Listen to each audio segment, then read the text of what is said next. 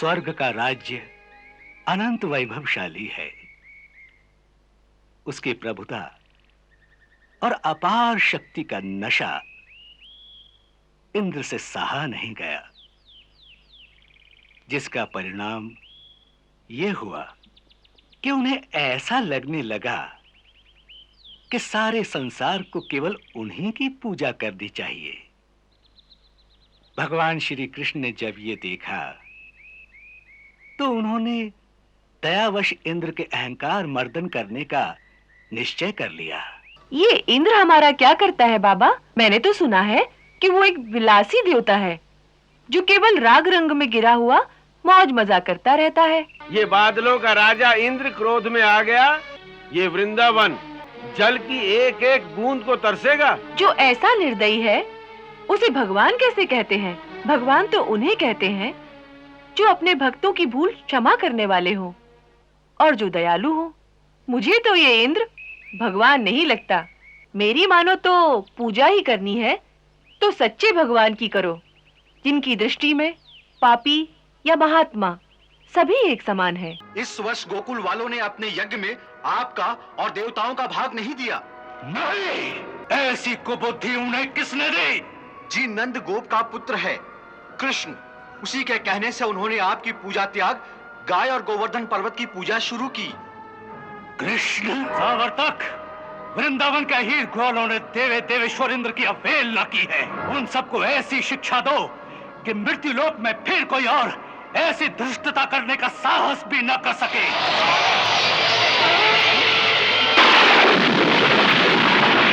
शास्त्रों ने 5 महादोष कहे हैं: काम, क्रोध, लोभ, मोह और अहंकार। पहले चारों दोष काम, क्रोध, लोभ और मोह ऐसे दोष हैं जो छुपाए नहीं छुप सकते। जैसे ही मन में आते हैं उसी क्षण दिखाई दे जाते हैं। परंतु अहंकार ऐसा सूक्ष्म दोष है कि वो कब मन में प्रवेश कर जाता है पता भी नहीं चलता। स्वर्ग का राज्य अनंत वैभवशाली है। उसकी प्रभुता और अपार शक्ति का नशा इंद्र से सहा नहीं गया,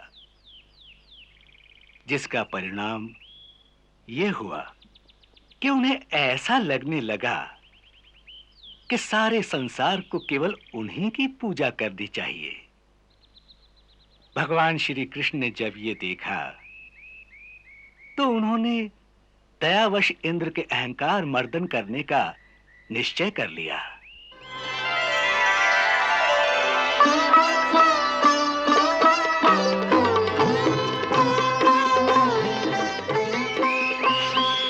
बाबा, आज गोकुल में किस उत्सव की तैयारी है? सब गोप गोपियां नए नए वस्त्र पहने घूम रहे हैं और आप ये ध्वज दंड किसके लिए बना रहे हैं? क्या आप कोई पूजा अथवा यज्ञ करेंगे? हाँ कान्हा, आज हम लोग बहुत बड़ा इंद्र यज्ञ करेंगे।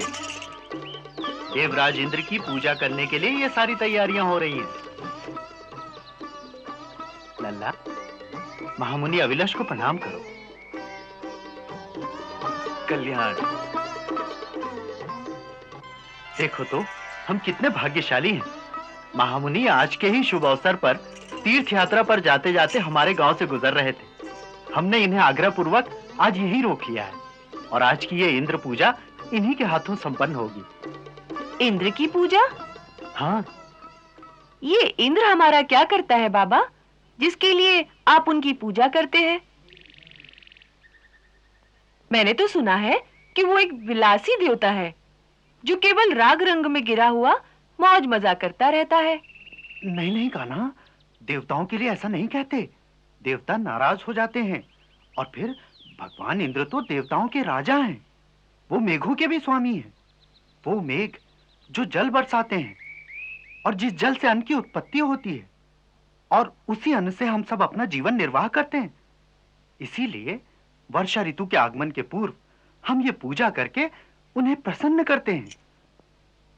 और यदि इस प्रकार उनकी पूजा ना की जाए तो अवश्य देवता क्रोधित हो जाएंगे। क्रोध में आकर क्या करेंगे? क्या करेंगे पूछते हो? ये बादलों का राजा इंद्र क्रोध में आ गया तो उसकी आज्ञा से ये सब सुंदर श्यामल बादल आकाश छोड़कर चले जाएंगे। ये वृंदावन, ये मरुभूमि होकर जल की एक एक बूंद को तरसेगा। धान तो छोड़ो, घास का एक तिनका भी नहीं उगेगा। जो ऐसा निर्दयी है उसे भगवान कैसे कहते हैं?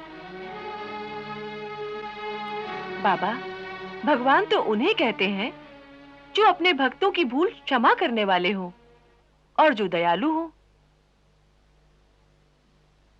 मुझे तो ये इंद्र भगवान नहीं लगता। उसकी पूजा करो, उनके नाम का यज्ञ करो तो वर्षा करेंगे, ना करो तो बादलों को हटा लेंगे।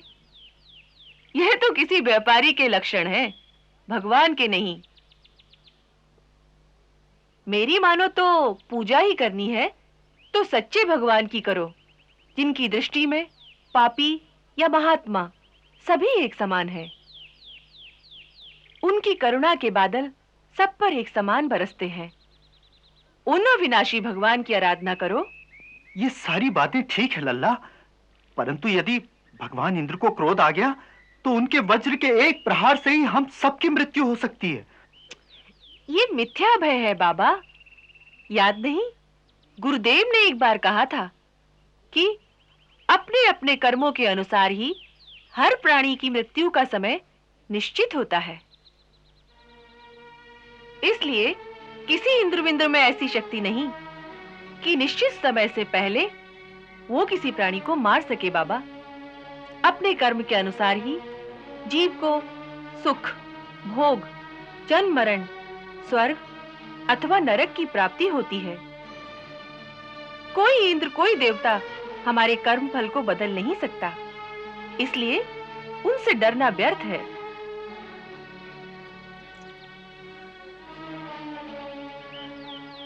आप मुनिराज से पूछ लीजिए।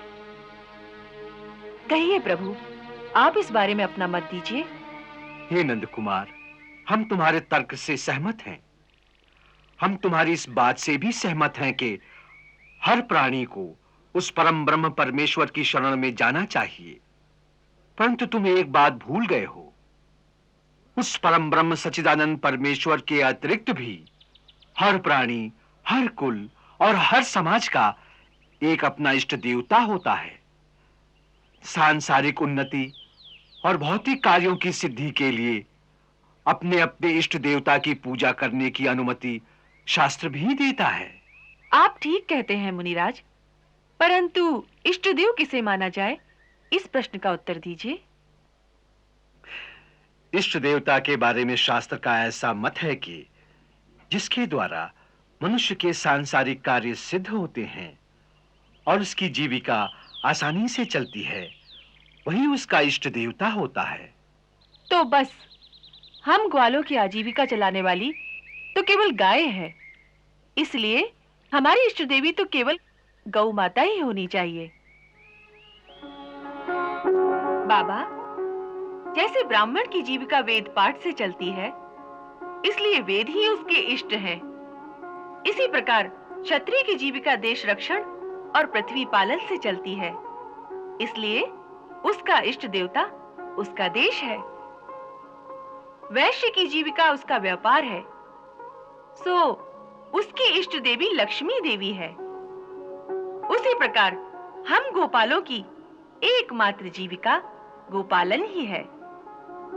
अतः वास्तव में गौ माता ही हमारी इष्ट देवी है और हमारी गायों का भरण पोषण जो अपनी घास, अपने जल अथवा अपने फलों के द्वारा करते हैं, वही गिरिराज गोवर्धन हमारे इष्ट देव हैं। वो हमारी गायों की सदा वृद्धि करते हैं, इसीलिए ही उनका नाम गोवर्धन है।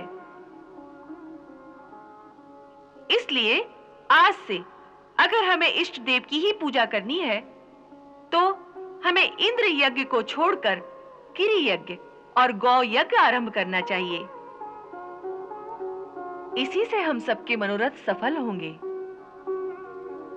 बाबा, कहते हैं कि हमारी गैया कामधेनु सुरभि माता की संतान है, जिनके अंगों में समस्त देवताओं का और उनके चरणों में समस्त तीर्थों का वास है। उन्हीं गौ माता का भरण पोषण करने वाले गिरिराज गोवर्धन वो स्वयं शालिग्राम स्वरूप ही हैं। उन्हीं की पूजा करो, इसी से सबका कल्याण होगा। आहा, हे नंद कुमार, आज तुमने हमारी आंखों से कितने ही पर्दे हटा दिए। तुम सत्य कहते हो व्रजराज कुमार। हमारे पूज्य गुरुदेव ने भी अपनी अंतिम समाधि से पहले हमें यही रहस्य बताया था। गिरिराज गोवर्धन श्री हरि के वक्ष से प्रकट होने वाले स्वयं शालिग्राम स्वरूप ही हैं। इसीलिए उनकी प्रदक्षिणा करने के विचार से आज हम यहां आए थे। नंदराय जी, आपके चिरंजीवी ने भी वही रहस्य बताया है।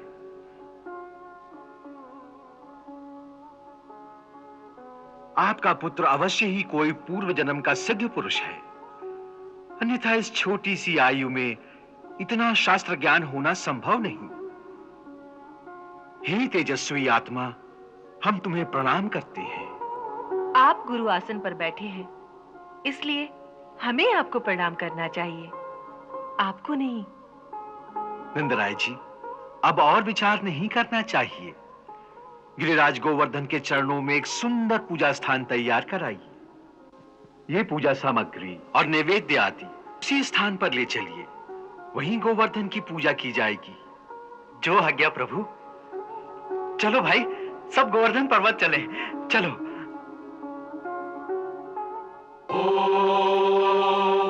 अग्नये स्वाहा सोमाय स्वाहा ब्रजस्थिते वै ब्रजनिधे सूर्याय ब्रजतीर्थं नक्षत्रे ब्रजपूजितं धर्माय गोभरणं गोवाश्रयं विष्णवे गोवर्धनं वै नमाम्यहम्। अनुमत्यै स्वाहा।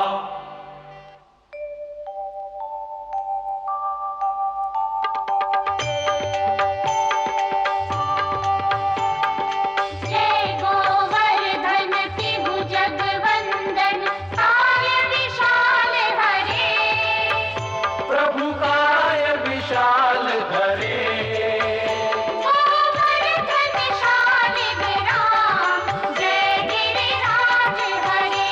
हे ब्रिज के तीरथ धाम जय गिरिराज हरे।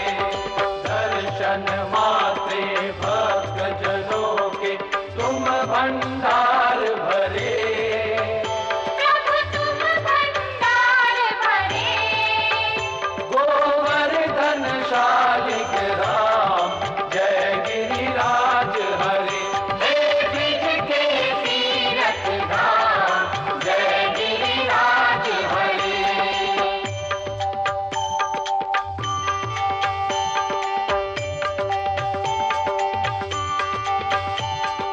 गोवर्धन गिरिराज की आरती जिस मुख से निकले। प्रभु जिस मुख से निकले। वेद पुराण बखाने आगम निगम बखाने नहीं भव सिंधु परे। ओम जय गिरिराज हरे। गोवर्धन शालिग्राम जय गिरिराज हरे। तुम्हें बारंबार प्रणाम जय गिरिराज हरे। गोवर्धन शालिग्राम जय गिरिराज हरे। हे ब्रिज के तीरथ धाम जय गिरिराज हरे।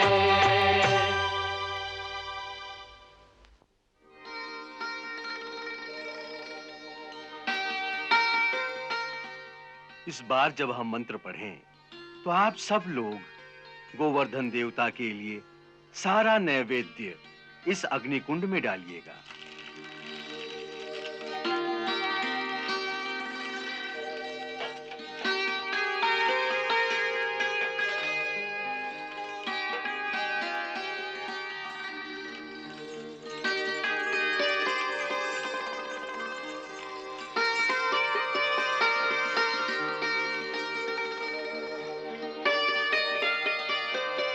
ओम अग्नेनाग्नमयन्त देवास्थानि धर्माणि प्रथमन्यासन् देहनाकम्यमानः सञ्चत यत्र पूर्वे साध्या सन्ति देवा।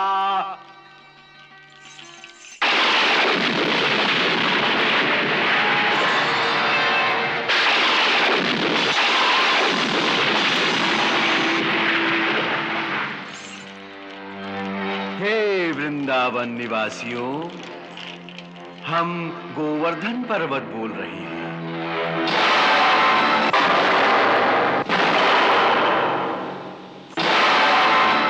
डरो नहीं, हम स्वयं गिरिराज गोवर्धन प्रसन्न होकर तुम लोगों को साक्षात दर्शन दे रहे हैं।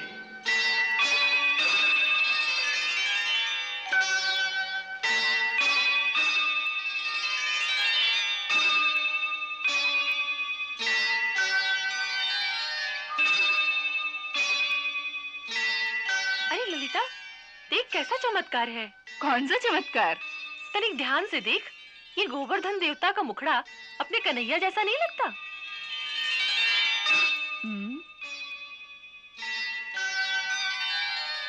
लगता तो है, लेकिन इसकी तो 4 भुजाएं हैं। यही तो चमत्कार है। तू तो बावली हो गई है। वो देख, हमारा कन्हैया तो हमारे साथ बैठा है। माता यशोदा, माता रोहिणी, हे गोपागनाओं,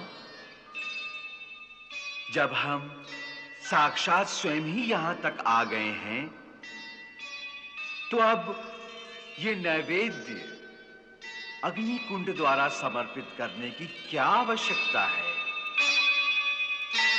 हम अपने हाथों से ही भोग लगा लेते हैं।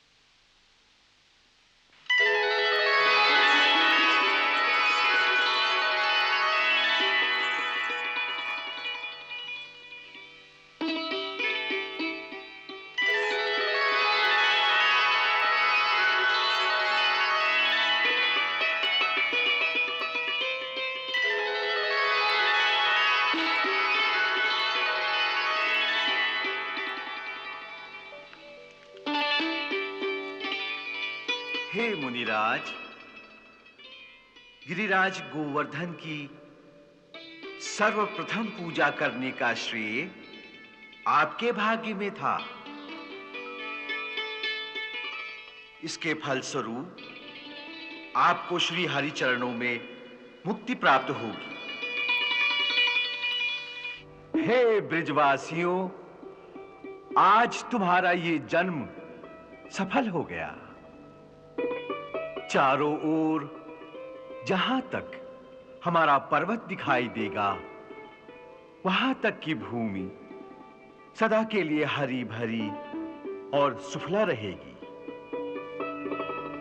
हमारी संपदा सबके लिए है। यही हम पर्वतों का आदर्श है और यही हमारा संदेश भी है।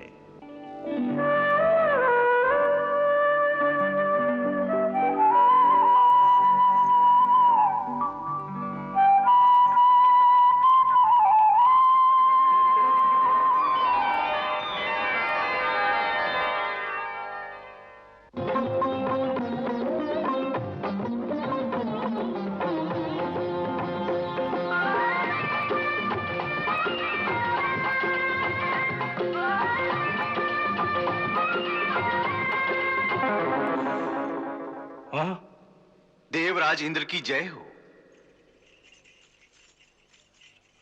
कहो, इस समय अकस्मात आने का कारण? क्षमा करें देवेंद्र, परंतु आप तक एक सूचना पहुंचाना अति आवश्यक था। सूचना? कैसी सूचना? प्रभु, इस वर्ष से धरती पर आपकी पूजा बंद कर दी गई है। क्या? धरती वालों ने हमारी पूजा बंद कर दी है? नहीं, यह सत्य नहीं हो सकता। मृत्यु लोक में यह साहस कोई भी नहीं कर सकता। परंतु ये सत्य है महाराज। इस वर्ष गोकुल वालों ने अपने यज्ञ में आपका और देवताओं का भाग नहीं दिया। नहीं,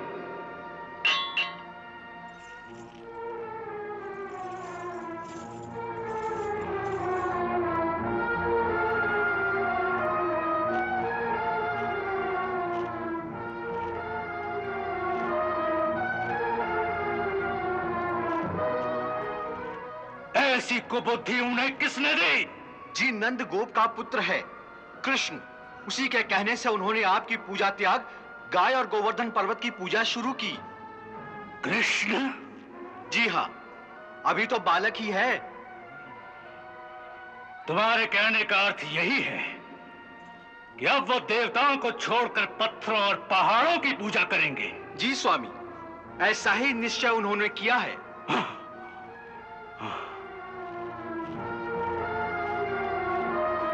इन वन वन भटकने वाले गोपालों का इतना घमंड!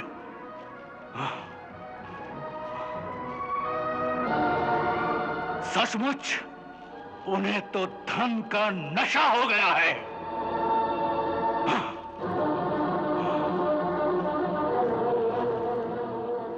इसके लिए उन्हें भयानक दंड भुगतना पड़ेगा। तुम प्रलय करने वाले मेघों के नायक संवर्तक मेघ को तत्काल मेरे सामने उपस्थित करो। जो आज्ञा।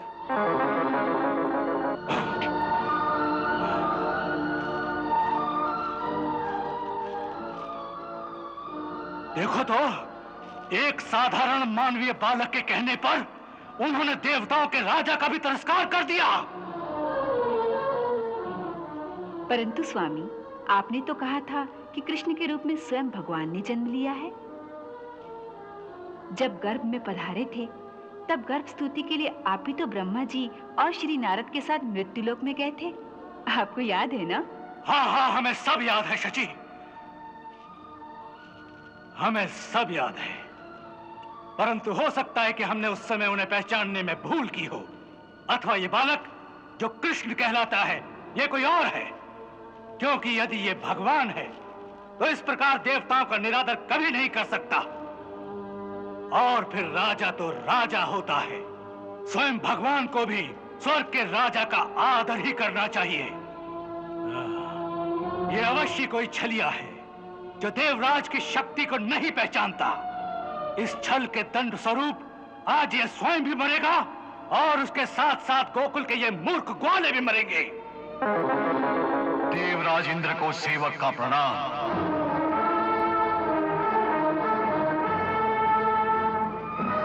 सावर्तक, वृंदावन के हीर ग्वालों ने देवे देवेश्वर इंद्र की अवहेलना की है। उन सबको ऐसी शिक्षा दो कि मृत्यु लोक में फिर कोई और ऐसी धृष्टता करने का साहस भी न कर सके। तुम्हारे वो मेघ जो प्रलय के समय भयंकर वर्षा और तूफान के द्वारा सारी पृथ्वी और उसके जीवों का नाश कर देते हैं, आज प्रलय के उन्हीं बादलों को लेकर तुम सारे गोकुल का सर्वनाश कर दो। जिस धन संपत्ति पे उन्हें घमंड है, उन सब का समूल नाश कर दो। मैं भी अपने अरावत पर तुम्हारे पीछे तुम्हारी मदद के लिए आता हूँ। जाओ। जो आज्ञा महाराज। इससे एक बात सिद्ध होती है नंदराय जी कि हमारे कृष्ण के पास कोई दिव्य दृष्टि अवश्य है। गोवर्धन पर्वत में एक महान देवता का वास है, ये बात आज तक किसी ने नहीं बताई। और तो और स्वयं गुरुदेव ने भी ये बात नहीं बताई, परंतु कृष्ण ने जैसे उसे प्रत्यक्ष देख लिया हो। स्वयं तो उसने देखा ही, परंतु सबसे बड़ी बात तो ये है नंदराय जी कि उसने तो हम सबको उनके दर्शन करा दिए।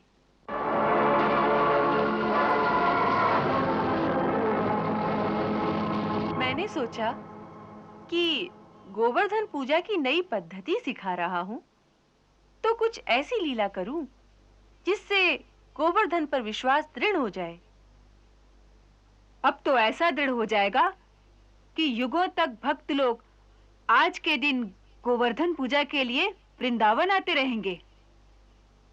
हमारे लिए तो आज से ही ये सदा के लिए पूज्य हो गया है।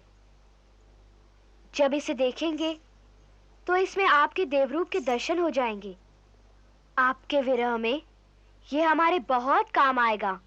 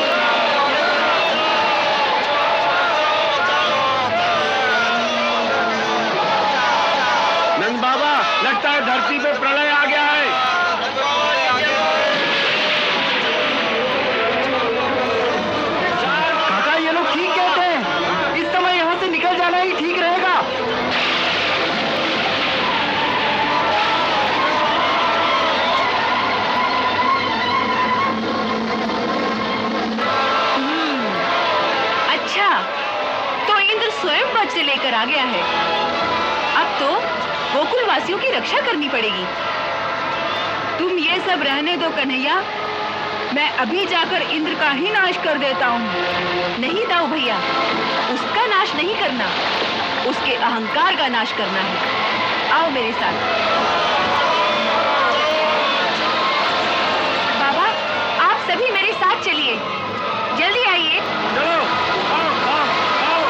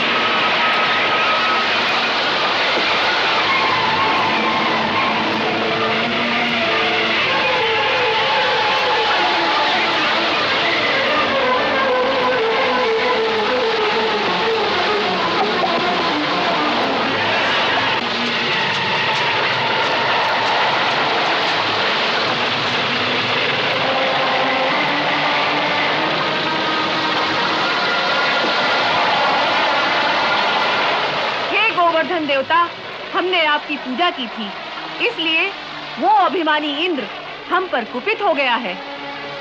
वो हमारे सारे नगरों के साथ सारे गोकुल वासियों को भी एक साथ डुबो देना चाहता है।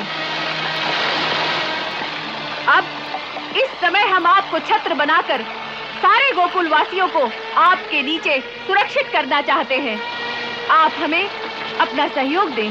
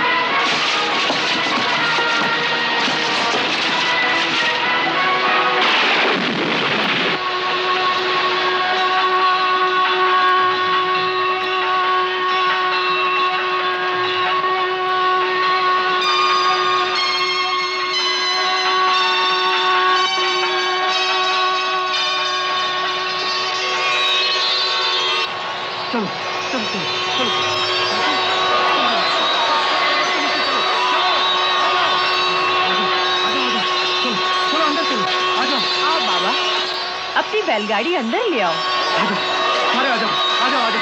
चलो, ये बच्चे लोगों को संभालो, इधर किनारे से। हाँ, तुम लोग इस तरफ निकलो, आ जाओ, चलो, चलो, चलो, जल्दी अंदर आओ, चलो, चलो, चलो, काका इनको देखो, चलते जाओ, चलते जाओ, चलते जाओ, आ जाओ, आ जाओ, चलो, चलो, चलो, जल्दी, जल्दी, हाँ, काका इनको देखो, देखो, ये सुनो, आओ, चलो। चलते जाओ, चलते जाओ, चलते जाओ, आ जाओ, आ जाओ, चलो, चलो, चलो, जल्दी, जल्दी, हाँ,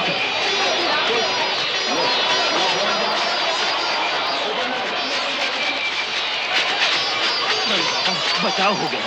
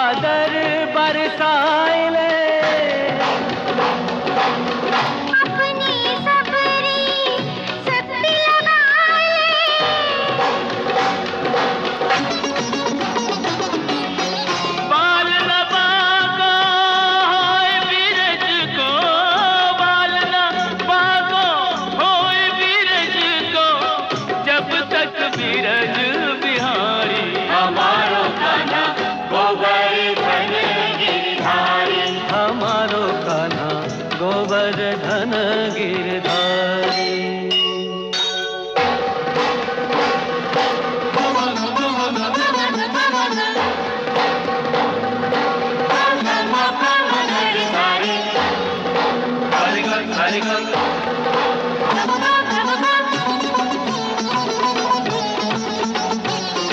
जय जय गोवर्धन गिरधारी, जय जय गोवर्धन गिरधारी, जय जय गोवर्धन गिरधारी, जय जय गोवर्धन गिरधारी। तेरी लीला पे बलिहारी, तेरी लीला पे बलिहारी, तेरी लीला पे बलिहारी, तेरी लीला पे बलिहारी। जय जय चक्र सुदर्शन धारी, जय जय चक्र सुदर्शन धारी, जय जय गोवर्धन गिरधारी, जय जय गोवर्धन गिरधारी।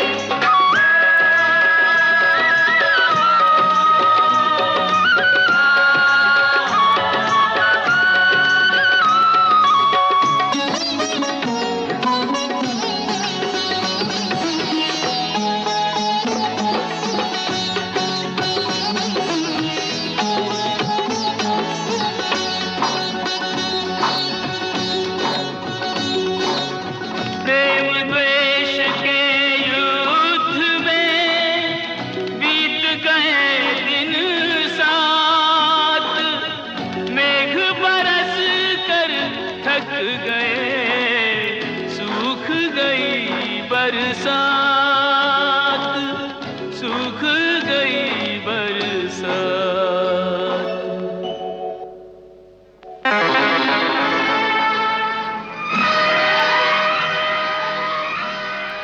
स्वामी, मेरे भयंकर मेघों ने अपने जल की अंतिम बूंद भी बरसा दी। अब किसी के पास एक बूंद जल भी नहीं रहा। परंतु हम इस छोटे से पर्वत का एक पत्थर भी नहीं हिला सके। सो तो हम देख ही रहे हैं सावर्तक, तुम जैसे वीरों के कारण आज देवराज इंद्र को भी पराजय का मुंह देखना पड़ रहा है। परंतु इंद्र धरती के इन क्षुद्र प्राणियों द्वारा कभी पराजित नहीं हो सकता। अब मैं अपने अमोघ वज्र को गुरु के द्वारा दिए हुए मारण मंत्र से अभिमंत्रित करके उसका ऐसा प्रयोग करता हूं जिसके एक ही प्रहार से इस पर्वत समेत सारे गोकुलवासी क्षण भर में भस्म हो जाएंगे। ओम ह्रीं क्लीं चावंडाय नमः।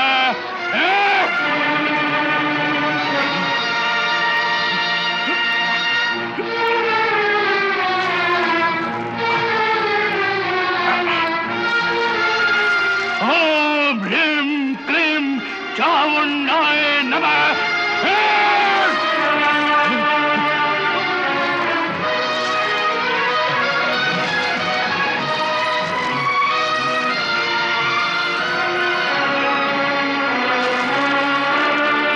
स्वामी, स्वामी, स्वामी होश में आइए।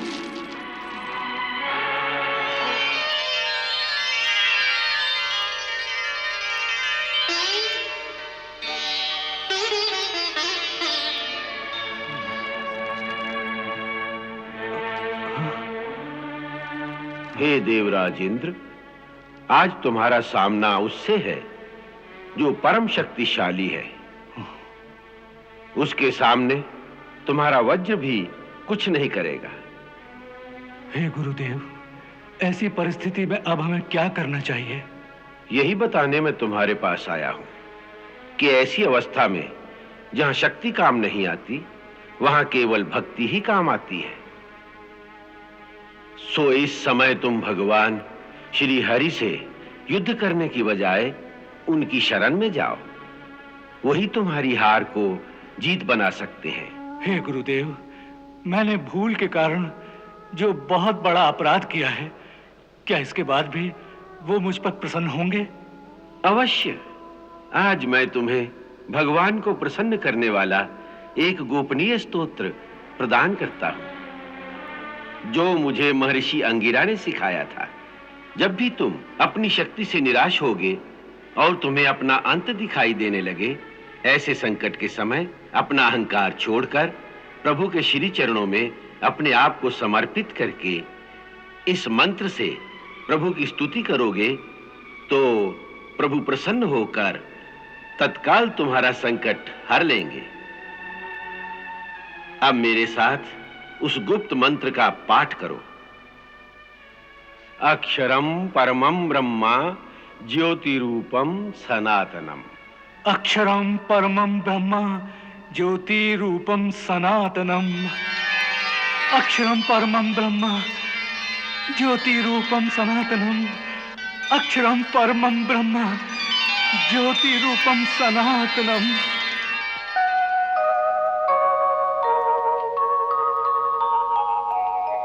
अक्षरं परमं ब्रह्म ज्योतिरूपं सनातनम्।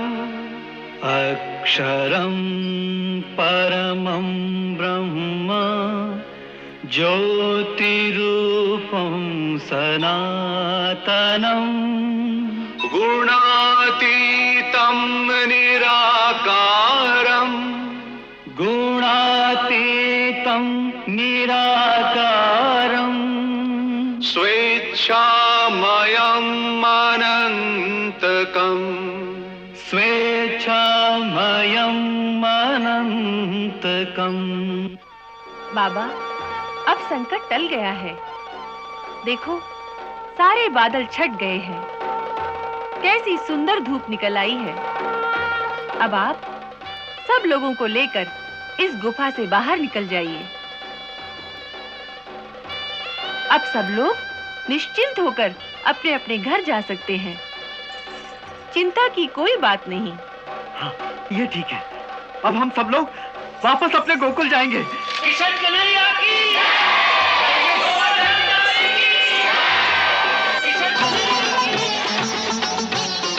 जय जय गोवर्धन गिरधारी, जय जय गोवर्धन गिरधारी, जय जय गोवर्धन गिरधारी, जय जय गोवर्धन गिरधारी। तेरी लीला पे बलिहारी, तेरी लीला पे बलिहारी, तेरी लीला पे बलिहारी, तेरी लीला पे बलिहारी। जय जय चक्र सुदर्शन धारी, जय जय चक्र सुदर्शन धारी, जय जय गोवर्धन गिरधारी, जय जय गोवर्धन गिरधारी।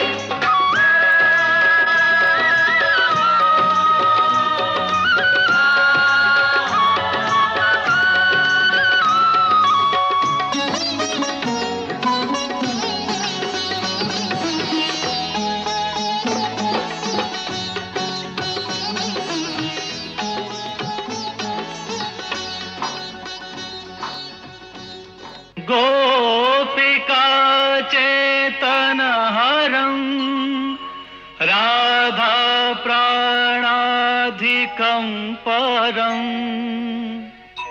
विनोद मुरली शब्दं विनोद मुरली शब्दं कुर्वन्तं कौतुकेन च कुर्वन्तं कौतुकेन च।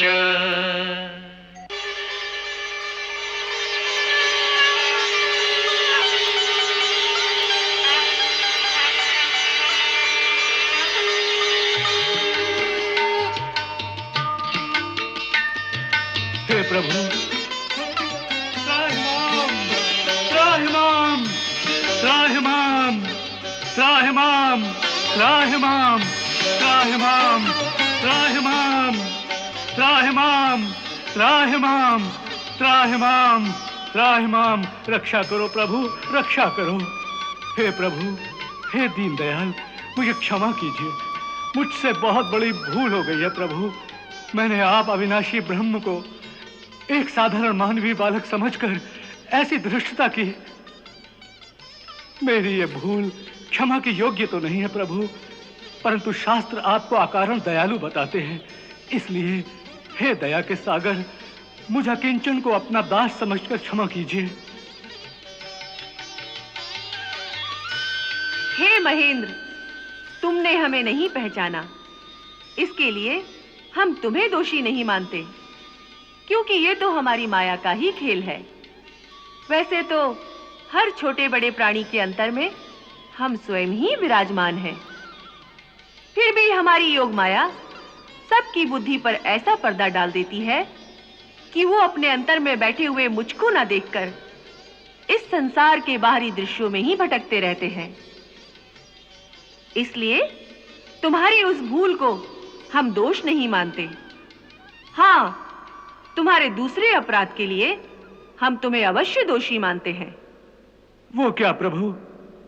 देखो, राजा होने के नाते प्रजा की भलाई के लिए जो तुम्हें स्वयं करना चाहिए, जो तुम्हारा धर्म है, राजा का कर्तव्य है, उस कर्तव्य को पूरा करने के लिए तुम लोगों से अपनी पूजा करने को कह रहे हो। इसका अर्थ है कि तुम अपने धर्म का पालन करने के लिए इस धरती के प्राणियों से पूजा की रिश्वत मांगने लगे हो। तुम्हें इंद्र पद पर इसलिए स्थापित किया गया है कि तुम समस्त प्रजा का कल्याण करो। इंद्र लोकपाल होता है, उसका कर्तव्य है कि वो ठीक समय पर वर्षा करके इस धरती को उपजाऊ बनाए, जिसमें अन्न, घास और वृक्षों की वृद्धि हो। परंतु तुमने उसे अपना कर्तव्य न समझकर उसे अपना अधिकार समझ लिया है, ताकि तुम जहां चाहो वहां वर्षा होगी, जहां ना चाहोगे वहां सूखा अकाल पड़ेगा। अपने अहंकार में तुम ये भूल गए कि हमारी ये आज्ञा है, ब्रह्मा जितने भी प्राणियों को जन्म दे, पृथ्वी पर उतने प्राणियों के खाने पीने और जीवन निर्वाह का प्रबंध उससे पहले कर दिया जाए।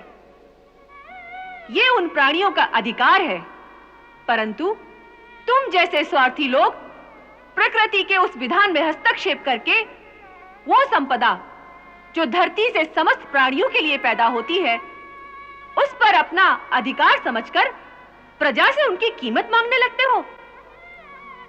ये ऐसा अपराध है जिसके लिए तुम क्षमा के योग्य नहीं हो। हे पतित पावन परमेश्वर, आपका कथन सर्वतः सत्य है। मैं शक्ति और पद के नशे में अपना कर्तव्य, अपना धर्म ही भूल गया था। परंतु जिस प्रकार एक पिता अपने पुत्र की योग्यता और अयोग्यता को न देखकर उसकी हर भूल को क्षमा कर देता है, उसी तरह हे प्रभु, आप अपने स्नेह से मुझे क्षमा कीजिए, क्योंकि आप ही मेरे गुरु, माता, पिता, भाई सब हैं।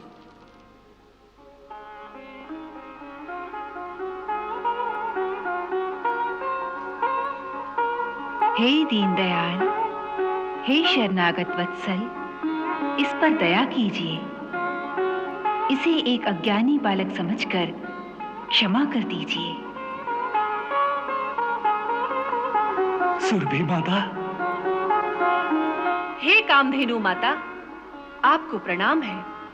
दासी को माता कहते हो, ये आपकी भक्त वत्सलता है। फिर भी यदि माता का स्थान दिया है तो माता का कहना मानकर महेंद्र को क्षमा कर दो। इनको आपकी माया ने ही भ्रमित किया है। जो आज्ञा। हे देवराज, सुरभि माता की कृपा से आप अपराध मुक्त हो गए हैं। आप धन्य हैं प्रभु, आप धन्य हैं। तुम्हारा कल्याण हो। हे गोवर्धनधारी, हे मायापति, आपके इन श्री चरणों में एक और प्रार्थना है। यदि आज्ञा हो तो निवेदन करूं। कहो, क्या इच्छा है? प्रभु, पृथ्वी पर कुंती देवी के गर्भ से उत्पन्न हुआ मेरा एक पुत्र है, उसका नाम है अर्जुन। आप उसे अपनी सेवा में स्वीकार कीजिए प्रभु, वो सदा आपकी आज्ञा में रहेगा। पुत्र पिता का प्रतिनिधि होता है, इसलिए मैं समझूंगा कि आपने मेरी ही सेवा स्वीकार की है प्रभु। अर्जुन की रक्षा का उत्तरदायित्व मैं आप ही को सौंपता हूं। देवराज, हम ये जानते हैं कि भरत के वंश में अर्जुन ने तुम्हारे अंश से अवतार लिया है, इसलिए तुम निश्चिंत रहो। हम वचन देते हैं कि पृथ्वी पर जब तक हम रहेंगे, अर्जुन को युद्ध में कोई भी हरा ना सकेगा। अब तुम निश्चिंत होकर अपने लोक को प्रसन्नता पूर्वक लौट जाओ। आपकी जय हो प्रभु। तनिक ठहरिए सुरपति। हे सच्चिदानंद स्वरूप श्री कृष्ण, आज आपने इंद्रकोप से हम गैयों की रक्षा की, इसीलिए आपको रक्षक के रूप में पाकर आज हम सब गैयें सनात हो गईं। हे मधुसूदन, इंद्र भले ही त्रिलोकी के इंद्र हुआ करें, परंतु आज से हम गौओं के इंद्र तो आप ही हैं। इसीलिए ब्रह्मा जी ने आदेश दिया है कि हम आपका गौओं के इंद्र पद पर अभिषेक करें। उन्होंने ये भी कहा है कि इस अभिषेक के समय आपका राज तिलक स्वयं इंद्र के ही हाथों से किया जाए तो उचित होगा। हे माता, मैं इसे अपना सौभाग्य समझूंगा। हे रावत, अपनी सूंड से आकाश गंगा का जल लेकर आओ, जिससे प्रभु का अभिषेक किया जाएगा।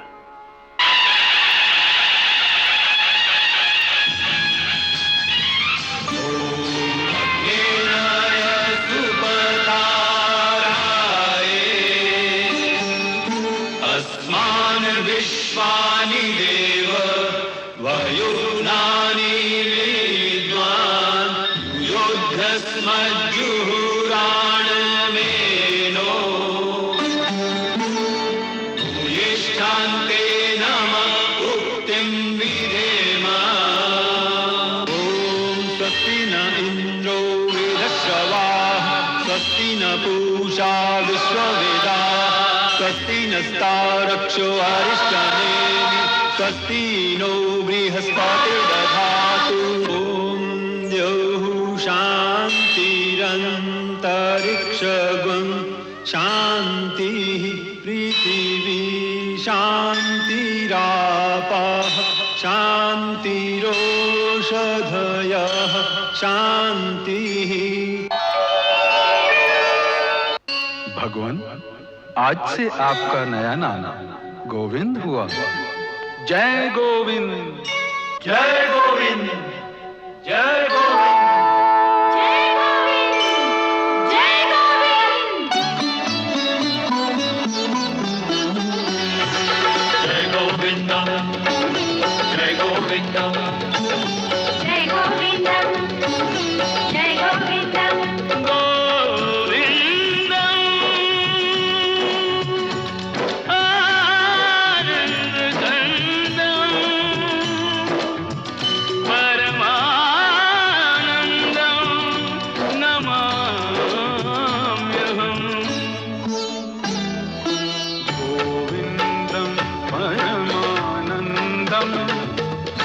चंदम नमाम्यहम्। गोविन्दं परमानन्दं द्विजचन्दं नमाम्यहम्।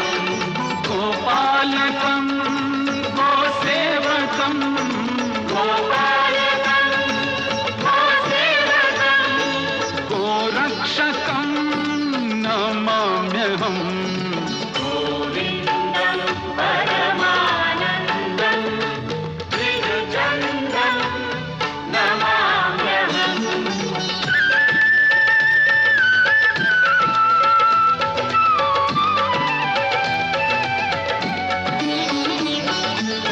गोधन प्रिय गोलोक निवासी, गोकुलेश गोकुल सुख राशि।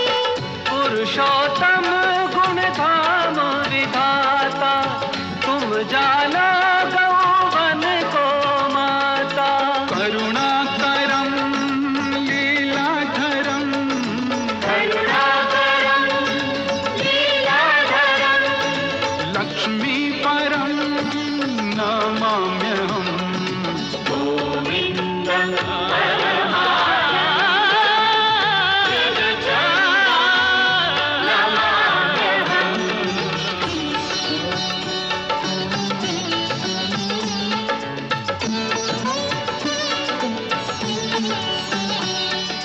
अपने आप को महाकाल समझने वाला शंबरासुर काल का संकेत नहीं समझ सका। ये आत्मवंचना नहीं तो और क्या है?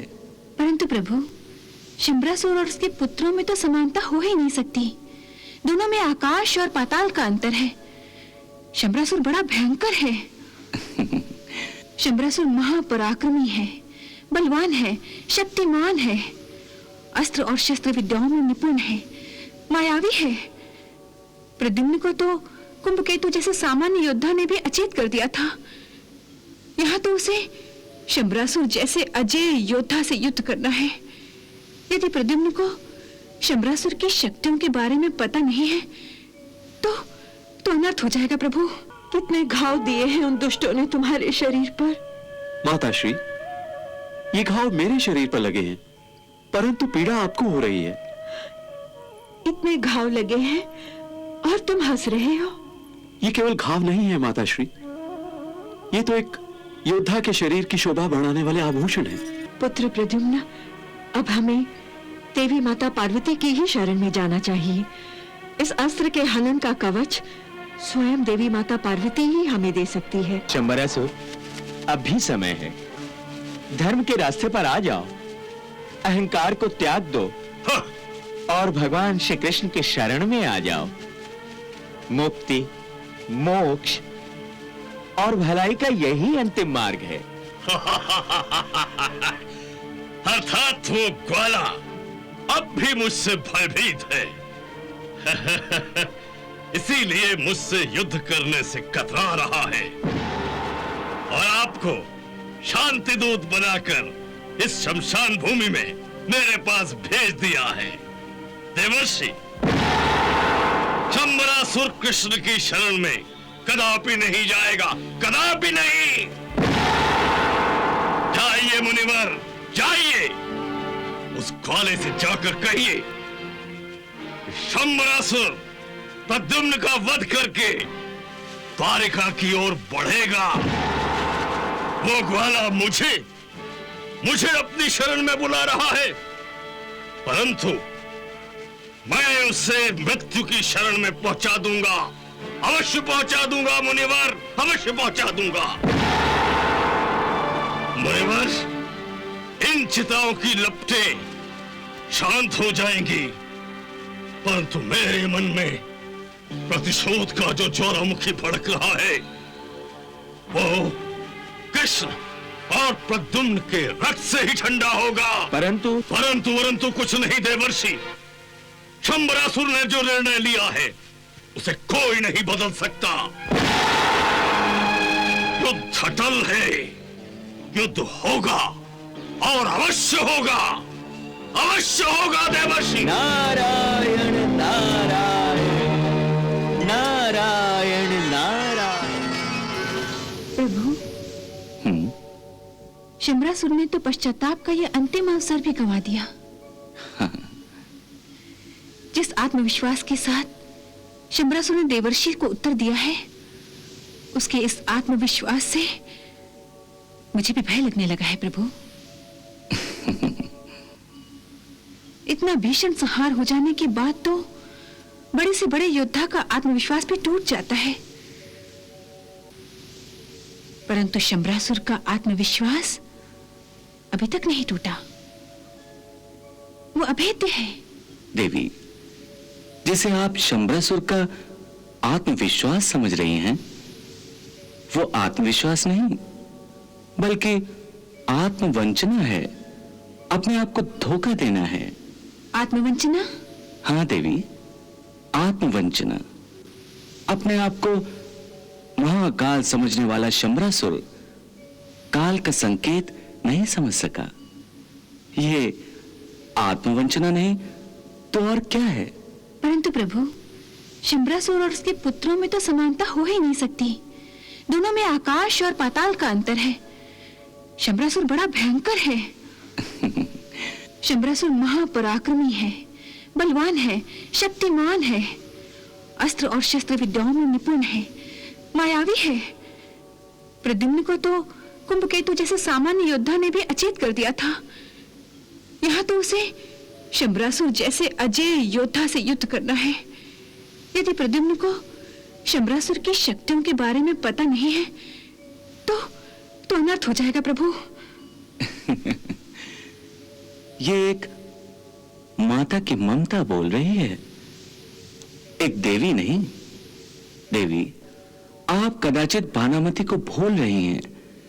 शंबरासुर का वध करने के लिए ही कामदेव ने प्रद्युम्न का अवतार लिया है, ये तो आप जानती हैं ना। और ये भी जानती होंगी कि शंबरासुर के वध का उत्तरदायित्व जितना प्रद्युम्न पर है उतना ही भानामती पर भी है।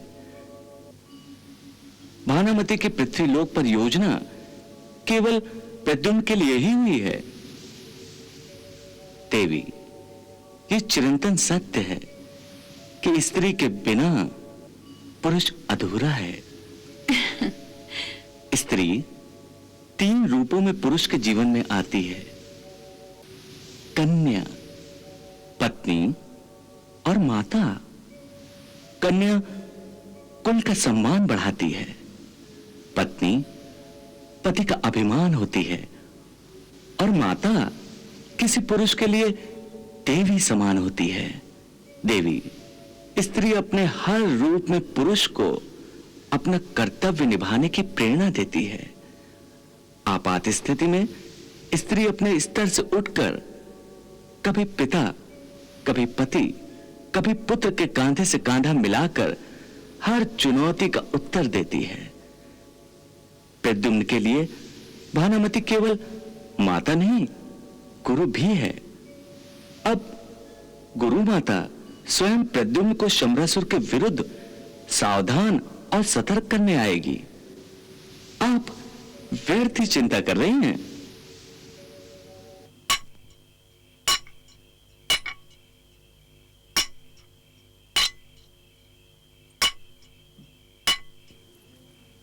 हाँ? माताश्री, आप यहां? हाँ पुत्र, तुम ऐसा ना समझो कि ये युद्ध तुम अकेले लड़ रहे हो। मैं भी तुम्हारे साथ हूं पुत्र। बहुत पीड़ा हो रही है।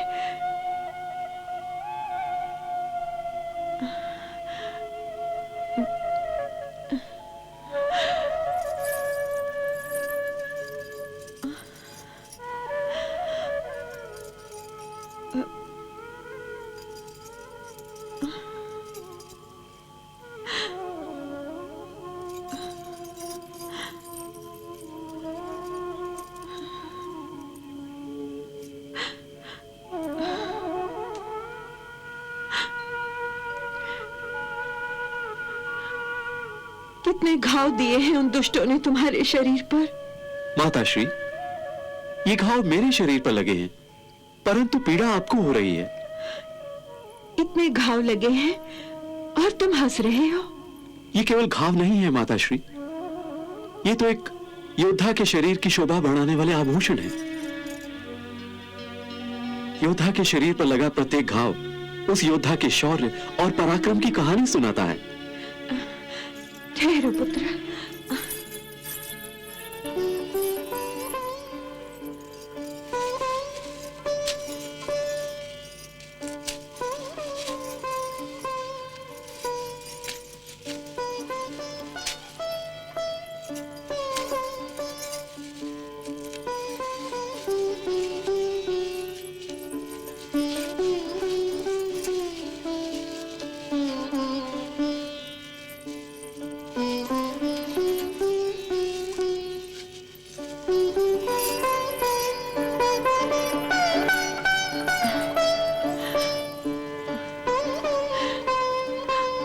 प्रद्युम्न,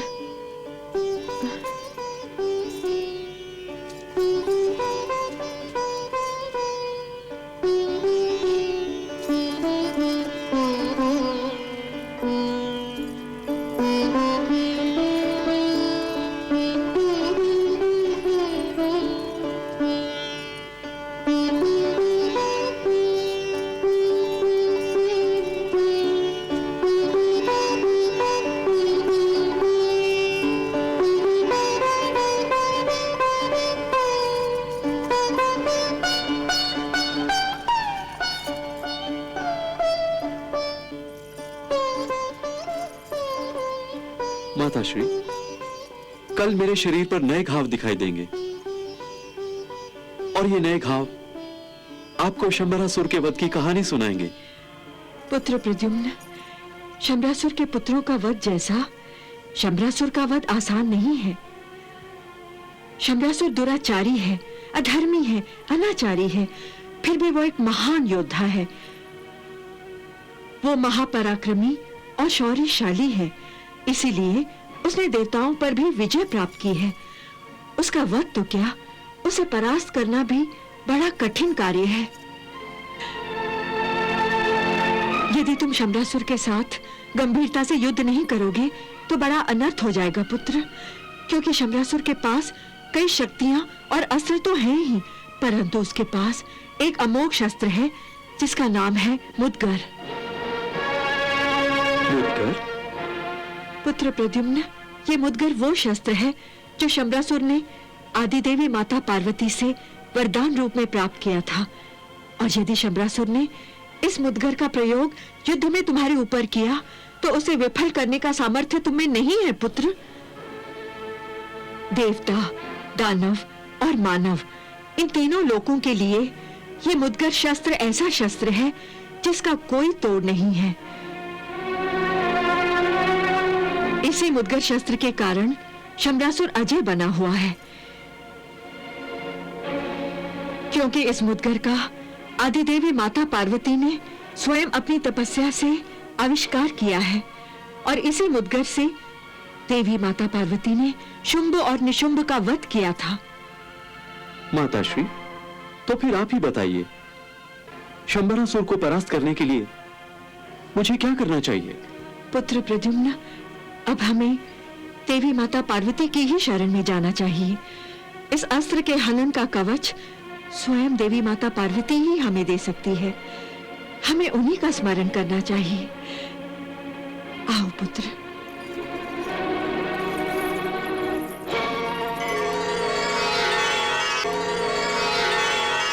हे आदि माता, हे शिवप्रिय, देवी पार्वती, आपको मेरा प्रणाम। मैं आपकी शरण में आया हूं, आप मेरी रक्षा कीजिए। मुझे दर्शन दीजिए माते, मुझे दर्शन दीजिए।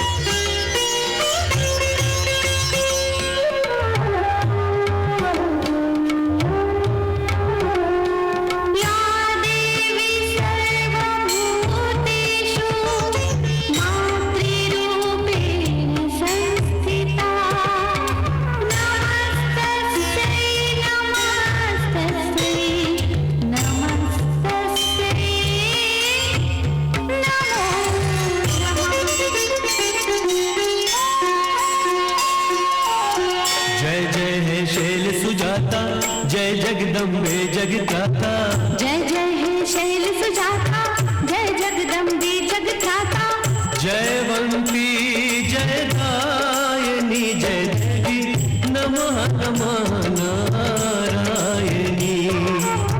ब्रह्मा हर शिव जी ध्यावे, सुर नर मुनि जन गुण गावे। ब्रह्मा हर शिव जी ध्यावे, सुर नर मुनि जन गुण गावे।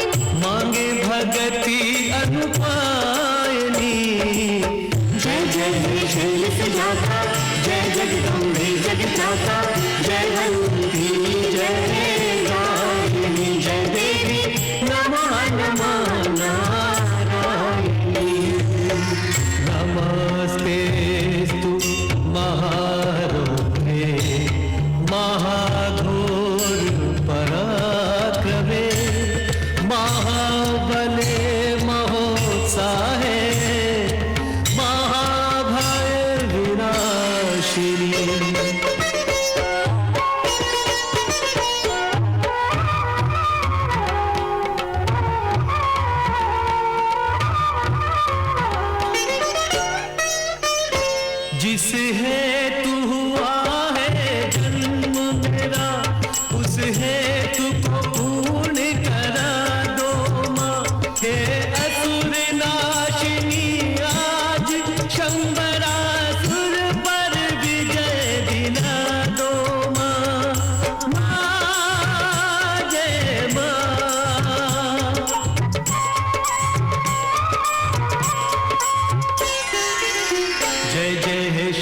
स्वरूपा महादेवी दिव्य अनूपा जय जय हे शक्ति स्वरूपा महादेवी दिव्य अनूपा भय भंजनी अघक्षायिनी जय जय हे शैल सुजाता जय जगदम्बे जगत्राता जय वल्लभी जय गायिनी जय देवी नमः नमः नारायणी सर्वस्वरूपे सर्वेशे सर्वशक्ति समन्विते भयभ्यस्त्राहिनो देवी दुर्गे देवी नमोस्तुते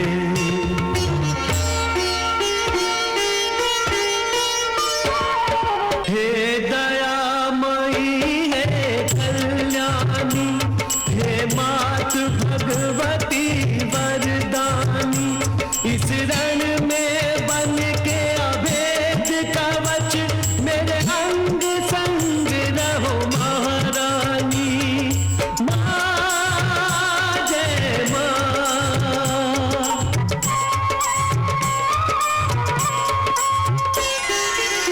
ब्रह्मा हर शिव जी ध्यावे सुर नर मुनि जन गुण गावे ब्रह्मा हर शिव जी ध्यावे सुर नर मुनि जन गुण गावे मांगे भगति अनुपायनी जय जय हे शैल सुजाता जय जगदम्बे जगत्राता जय वल्लभी जय गायिनी जय देवी नमः नमः नारायणी या देवी सर्वभूतेषु शक्तिरूपेण संस्थिता नमस्तस्यै नमस्तस्यै